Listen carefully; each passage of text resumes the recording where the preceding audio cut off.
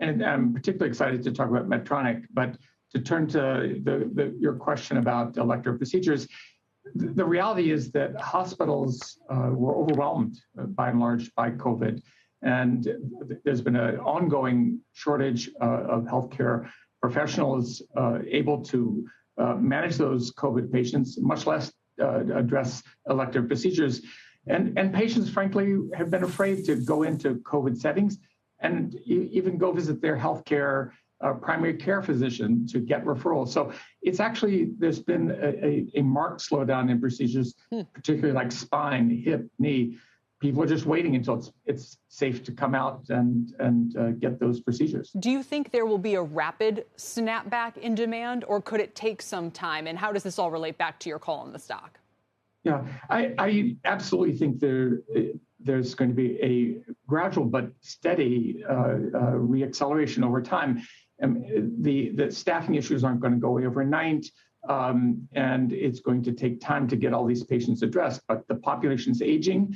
We waited 2 years to get many of these medical conditions properly addressed.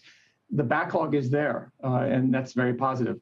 And it's going to be positive for Medtronic, a market leader in a global company, a market leader in virtually every market they participate in. Still, let's talk about the upside here, about 20% for your price target, which still, people might say, all right, but I want something that can give me 50 or 80% upside. I know it's hard to know, but talk about, your expectations in the near term for the stock.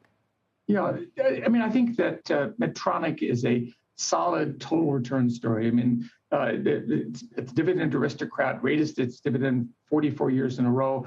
And the part that I'm excited about that I think is going to be compelling for investors over the next several years is you have a new CEO who's transforming the business fundamentals and the way the company executes, has significantly increased R&D spending on their innovation pipeline. And just in the last 12 months, they've launched over 180 new products. Wow. All that suggests that as COVID wanes and these new products are fully rolled out, growth acceleration, margin expansion, and I think re-expansion of the multiple, Medtronic selling 2 or 3 turns below a comparable group.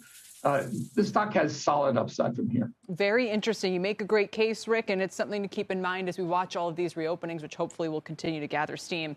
It's a pleasure to have you on today. Thank you.